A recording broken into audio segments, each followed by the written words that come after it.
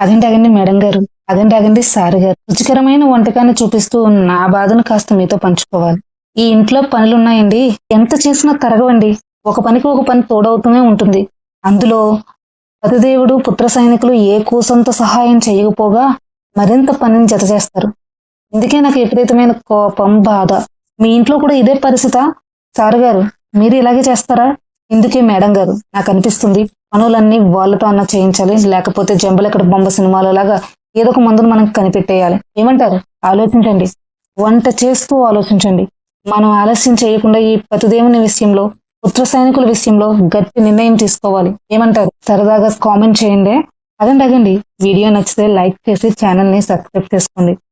అంతటితో అయిపోలేదండి, పక్కన ఉన్న బెల్లని నొక్కేయండి. ఇప్పుడే నేను చేసే ప్రతి వీడియో మీ దగ్గరకు వచ్చి మిమ్మల్ని పలకరిస్తుంది. ఏమంటారు?